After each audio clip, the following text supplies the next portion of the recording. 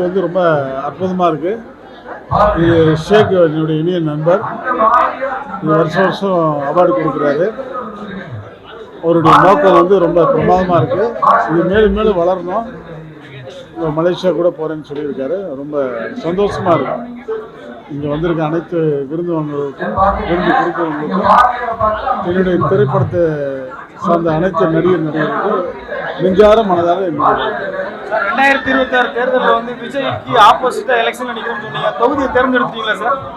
இல்ல அவர் எங்க நிக்கிறாருன்னு தெரியல. சுயேட்சையா நிக்க போறீங்களா? ஏதோ வந்து கட்சியில இணைய போறீங்களா சார்?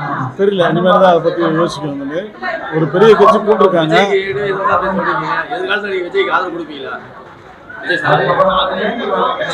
ஏற்க நிக்கிறேன்னு சொல்லியிருக்கேன். ஆதரவா என்னன்னு தெரியல. காலப்போக்கில் தெரியும். சார் நீங்க பிஜேபி கூட்டணியில் சேர போறதா ஒரு தகவல் வருது. இல்ல இது வரைக்கும் வரல. இல்ல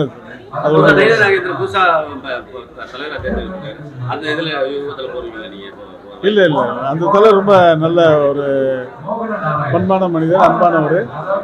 கண்டிப்பா அது கட்சியை நல்ல வழி நடத்துவார் நம்பிக்கை.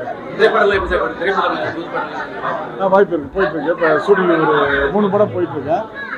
ஷூட்டிங் போயிட்டு இருக்கு.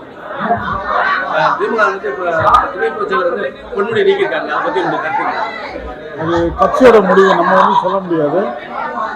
அவங்க நினைச்சா எடுப்பாங்க, நினைச்சா சேர்த்துக்குவாங்க. அதாவது தலைவரோட முடிவு தான்.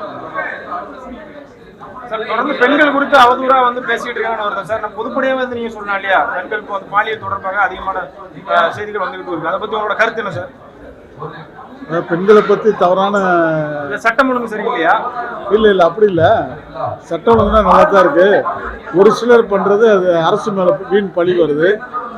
அதை களை எடுத்துட்டாங்கன்னா சரியாயிடும்.